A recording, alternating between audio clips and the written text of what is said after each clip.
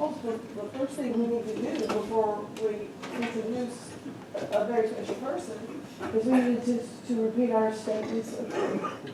I am a child of God. I am deserving of good in my life, and I am accepting my good now. And to come and talk to us about release this morning, we are so very privileged to have our very own Dr. Marvel Baker.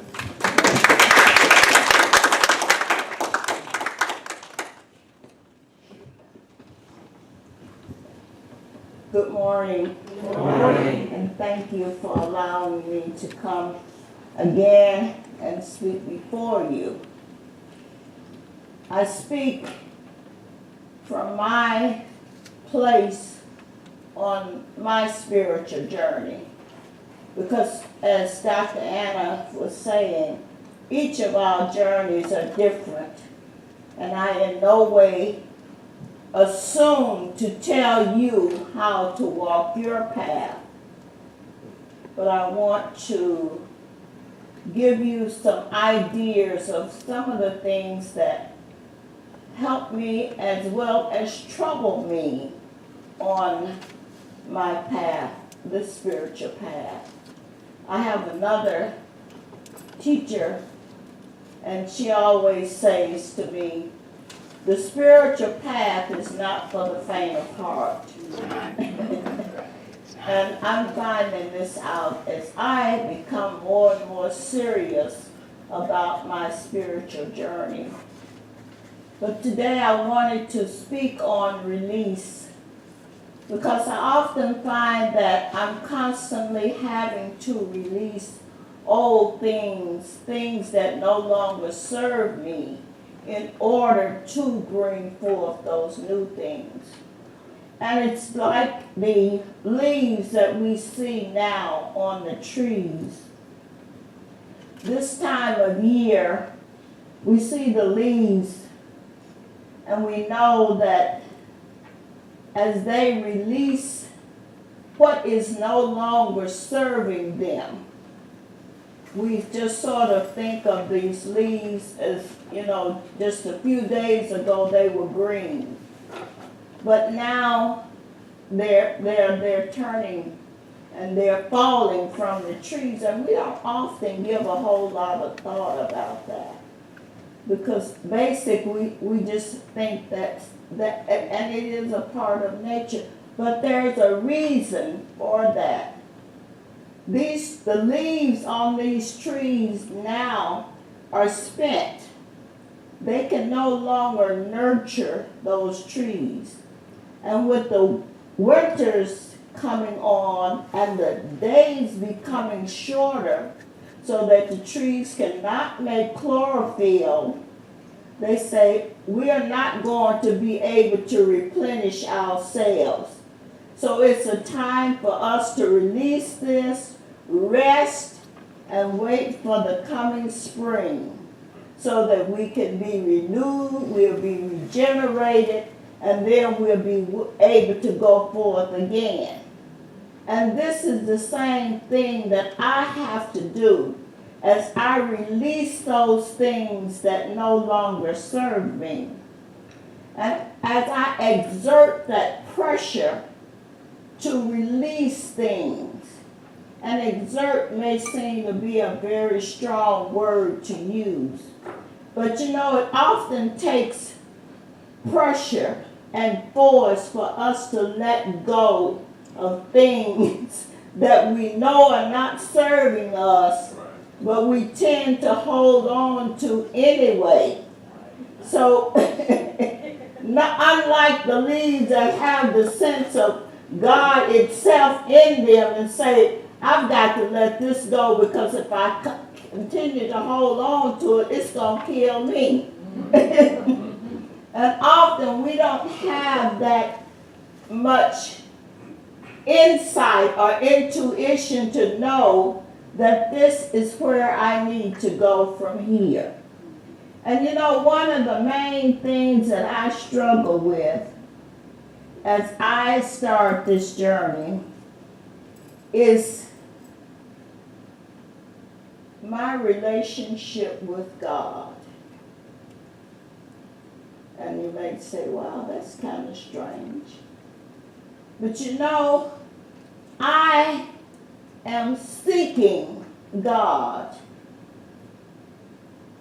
And you know, that's not the right thing for me to do.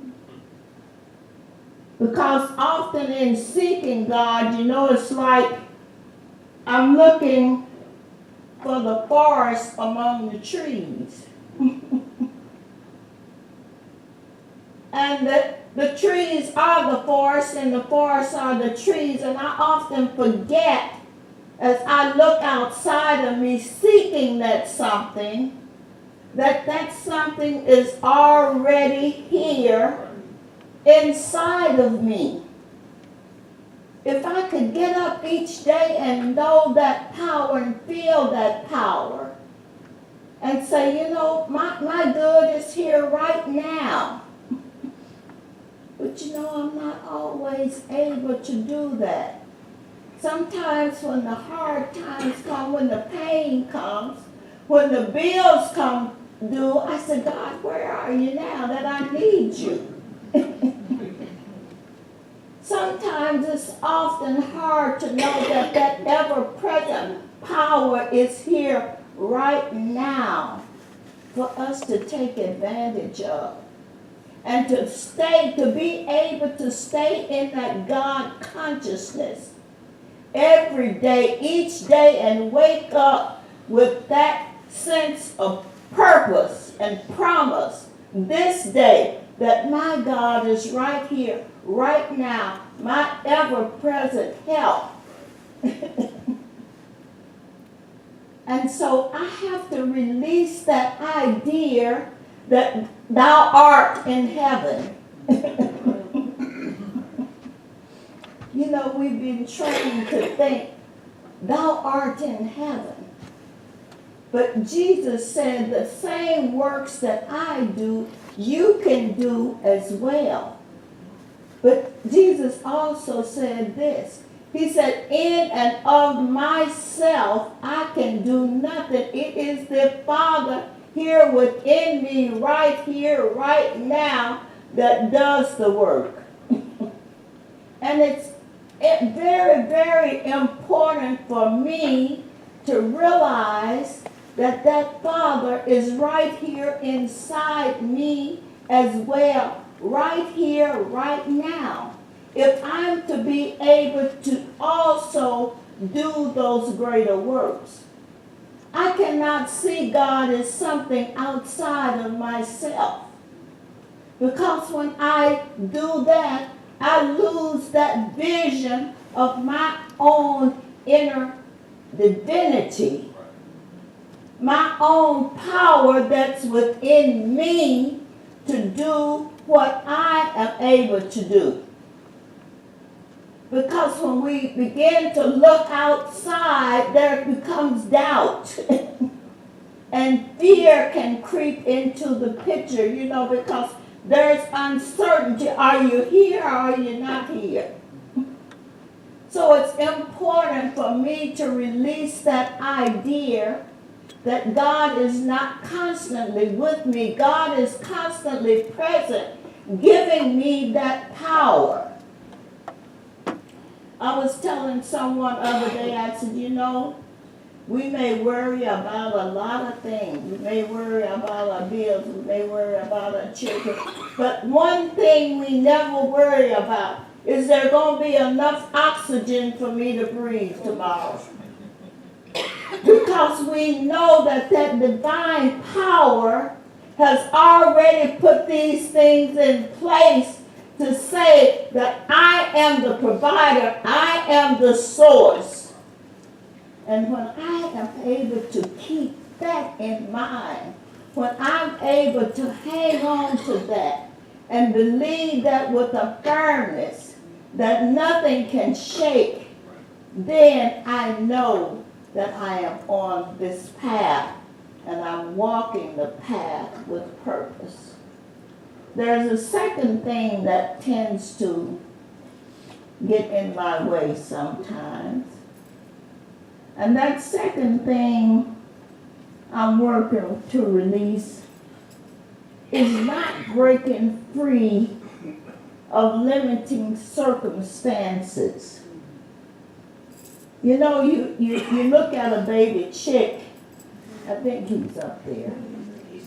And you know, when he's developing, that is the perfect environment for that chick to be in. All the nutrients in that egg that you eat is actually there not for us, but for that chick that may be in there, and to provide those nutrients for him until he's able to come out and find food other places. But you know, if that chick stayed in that egg beyond that time, that environment that is so safe for him now will become a death trap. So nature has put within him the instinct to say, it's time for you, brother, to start packing your way out. Because if you don't, things are going to start happening and it's not going to be good. But you know, sometimes, like I say, I stay in circumstances that I know that I should be moving out of. Sometimes when I know that I should be more creative, I hesitate. Am I good enough to do that? Am I going to be accepted? Is my words going to be, you know, the way folks think they're going to be? Am I going to look the part? And so I may tend to hang back and not move when I know that I should move. I may stay confined to an environment that is now not conducive to my best and highest good. Because I tend to, unlike the baby chick, know instinctively to stay in this place does not serve you. To stay in this place that you've already outgrown, if not physical death, it can be death to your spirit. It can be death to your creativity. It can be death to the places where you need to go and the things perhaps that you need to see and even the people that you may need to meet. Because I'm holding back out of fear that I don't know if I was comfortable here. I kind of know this place here. And maybe I should just stay here for a while. And when I know that power, that God within me that is prompting me, no, I'm with you. Go ahead, move ahead. I'm forever expanding. I'm forever having greater and greater good for you to reach for. And so again, like I say, that sometimes becomes a place of living. I allow that to become a place of limiting circumstances. I don't often sometimes take the thoughts and the actions that are for my highest good. Because every single day I want to express a newness of life. You know, this life is so full and so rich and so beautiful every day. I want to wake up with a sense to today I can accomplish that good. Today I must live a richer and fuller life. But in order for me to live that richer and fuller life, it often comes necessary for me to move. It not necessarily, it's not meaning that you have to move physically, and sometimes you have to do that too. But it does mean that every day we have to find ourselves in a different place. Each day we have to get up and say, this day that the Lord has made, I shall find a purpose in this day. That's an important thing to do, to get up each day with a purpose for this day. Otherwise, as the Jewish people say, you're eating the bread of shame. Because the good that you've been given, you're not paying anything for it. Like I say, this is a beautiful thing. The angels, I understand, to have just a day of life, a day of feeling, a day of energy, would give anything for the beauty. And you know how often we will waste that because we're not willing just to move, just to say that I can do this, I will do this. And then there's a third thing that I released. And you know, that is the idea that the thoughts that are running through my head are not just words, but these thoughts are actual things. Our thoughts are things that create our environment. As surely as a wood, a hammer taken to wood. We build who we are. We build our world. We create our world by the thoughts that we think. Amen. And it's you can't joke with the universe. You can't. You cannot. Amen. Amen. You can't say stuff and say, I was just joking about that. Because the universe doesn't know joking. The universe said, I heard you.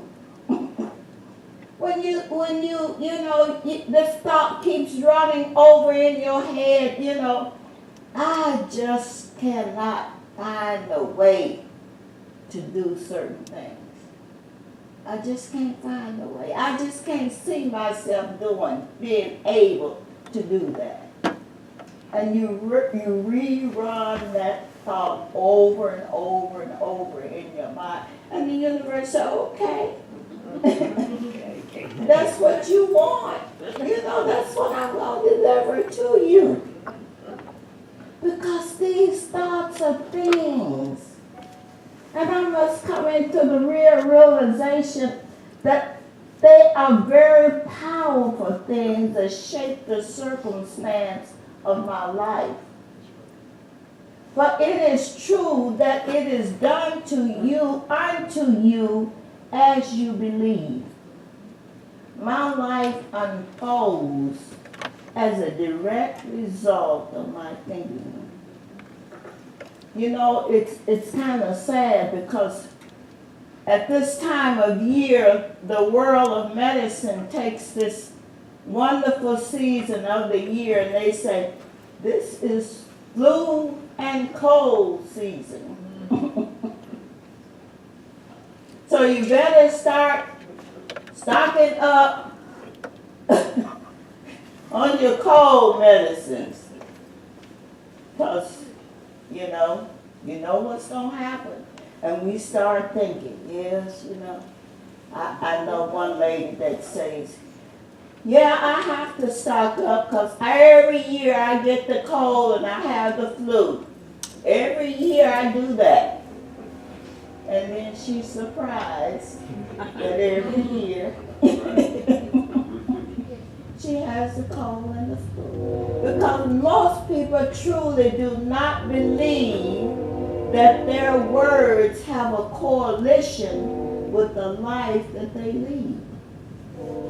You know, when you start finding yourself at where I am,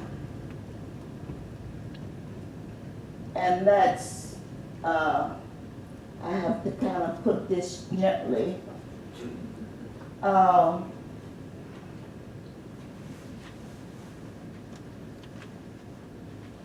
I'm told at this stage of my life that I'm in my declining years.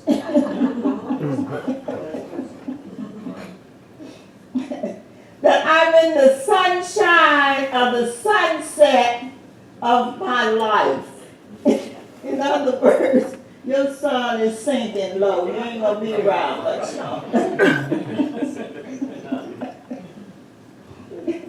You know, there's some of us that actually, that's the message that we're sent.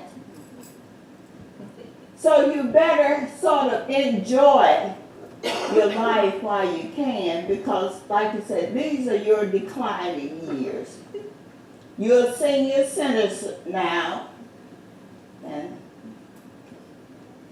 so, but that's just something that I don't like to buy into. I realize that perhaps there are outer conditions that may not be as perfect as I would like for them to be. But you know, this is what I think. I think that if God can sustain this earth for all these billions of years, He can sustain me for 50, 60, 70, 80, 90 years without me declining. I have to start thinking, how much of this is our own thinking? How much of this are we bringing on ourselves? When we believe that we can't do, you know how you say, you know, honey, I just can't do what I used to do. And you know, I said, well, honey, you know, a lot of things I did, I don't even want to try to do it. You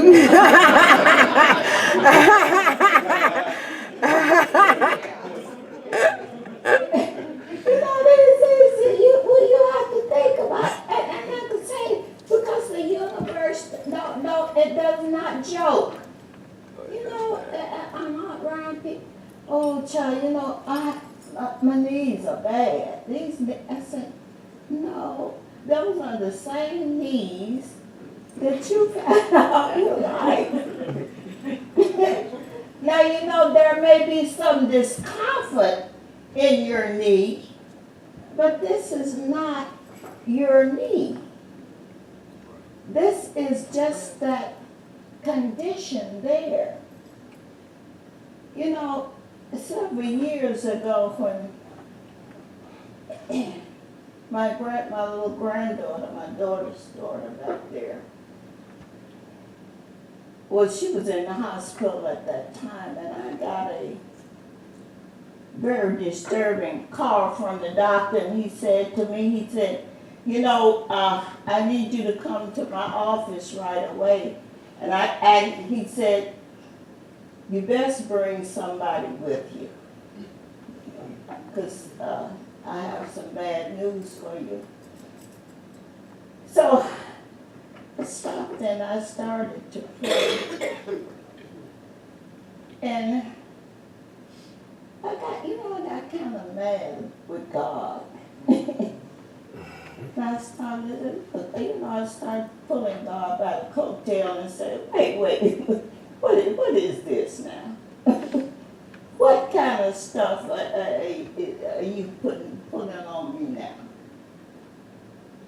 Because Because the doctor is saying that I have, stuff. And you need to explain this to me. And I'm just shaking, I'm just pulling on God, and I'm just saying, and God is just sitting there enjoying his coffee.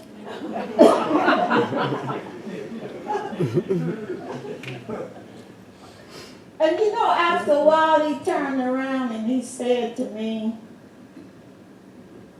there's some cells in your body that may have this, but that's not you.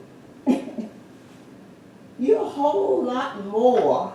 There's a whole lot more to you than just the cells in your body, these few cells in your body. But if you continue thinking this way, then you are the ones who are going to allow those cells to grow and to develop and take you away from here. My message that day was, when you go to the doctor, honestly, this is what Spirit said to me. When you go to the doctor today, you have to begin to see him talking to not you, not the you that I created, but the cells that you created by your negative thinking. I didn't create those cells in you. Your cells, the cells in your body, know perfectly well what they are supposed to do. And if there's anything that is amiss, I didn't cause that. You caused it. Right. And you have to know, and see, often we don't want to think that my thoughts cause these negative conditions in my life. Somebody's to blame. A virus is to blame. A bacteria is to blame. Maybe, but what part did you play in that? So we have to realize that our thoughts and our thinking plays a big part in our well-being and how we are going to react to circumstances. Because had I not gone into that doctor's office and he actually ended up getting angry with me because I did not react in the way that he felt that I should react. Like, aren't you serious? Aren't you serious? You're not taking me serious. And it was not that I was not taking him serious, but I had got word from a higher authority. See, all you seeing is me. You're just seeing this woman sitting in front of you. But you are not seeing that possibility that is within me that I cannot allow you to destroy with your words. Amen. Because if I fall into your way of thinking, then I won't survive this part of my journey. So at that point, I knew that my thoughts, it was going to have to be my thoughts and the way I continued to think that would bring me out of that situation in a whole piece. So I was able to do that because but it was not easy. It's not easy to get up each day and remain in a positive frame of mind when somebody is constantly saying to you that this is going to happen or that is going to happen. But when you truly begin to get down within your being, that my thoughts it is my thoughts that is going to determine my quality of life and what I'm able to do over this life. And you know, oftentimes we allow outer circumstances most of the time, and I'm not going to put words in your mouth, but most of the time when negative things happen, I tend to buy into that as well. But I'm learning more and more to release that does not bring me to that place of fulfillment and that place of wholeness. Because when I allow your words that may not be conducive to my highest good to step into my mind and shape my way of thinking and the way that I'm actually giving you power over me. And you know, we often do not realize that. But you know, there's a whole psychology based around that. You know, the commercials that you see on TV. They know that if I can plant within your mind certain thoughts and certain ideas, then I can control you. I can control your buying habits. I can make you believe this is that when that is not that.